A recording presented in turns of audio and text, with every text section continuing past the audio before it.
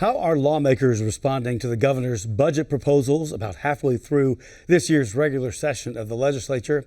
The Public Affairs Research Council is analyzing what they say is a budget class at the state capitol, and Melinda Deslatte, ISPAR's research director, is here now. Why don't we take a look, Melinda? Thank you for being here, by the way. Thank you. At what we're talking about in some of the different areas. And one of the big areas is reducing the debt payments. Right. So the House has passed its version of the budget, the package of budget bills, and now they've gone to the Senate. So we're kind of waiting to see what the Senate's going to be interested in doing. But now we know what the House's plan is. And we have a ton of just extra money floating around right now. The state has been sort of awash in money right now, and we have all this short-term cash.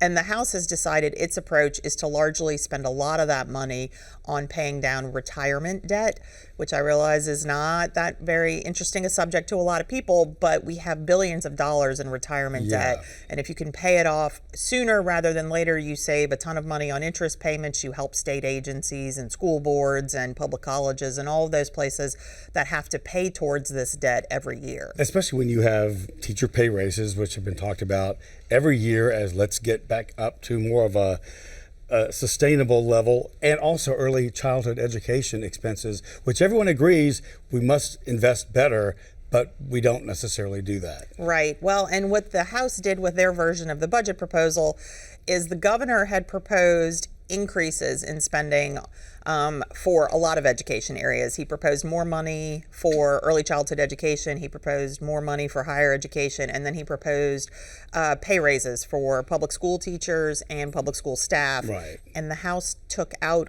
most of that. They left in some higher education increases, but they took out most of the rest of that and used that money instead to prioritize these retirement debt payments over that. But the House Republicans have taken the position that if they pay down some of this retirement debt, local school boards don't have to make those payments, which means they could save money and they could choose to raise teacher pay if they want to, but they're not required to.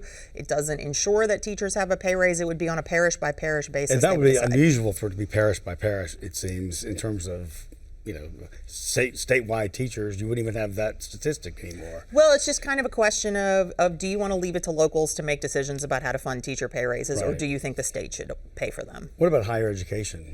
So in higher education, they removed some of the increase that the governor proposed, but they did leave some other increases in there for like faculty pay raises and some other new initiatives. Early childhood education is the place where they took out basically all of the increase that the governor proposed in state funding there. And what the governor was trying to do is as a state, we used a bunch of federal pandemic money to increase the number of children who were getting served in these various early learning programs. That money's going to disappear. The governor was trying to offset like a quarter of how much is going to disappear. So thousands of kids were going to lose slots no matter what happened. But now it just means even more children than the governor anticipated will be losing slots if this budget proposal takes effect. So that would not take place. There would not be the increase for early childhood. Correct. All right.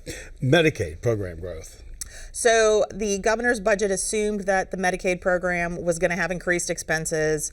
What the House decided is that they were going to reduce some of that increase. And their argument is that federal pandemic protections that required people to stay on Medicaid even if they were no longer eligible have gone away. And so the state should be removing people from the rolls. And so their argument is that there should be less of an increase in expenditures than the Department of Health suggests there will be. All right. Melinda Deslatte, thank you so much. It's great to have you here. Thanks for making it simple to understand. Thank you.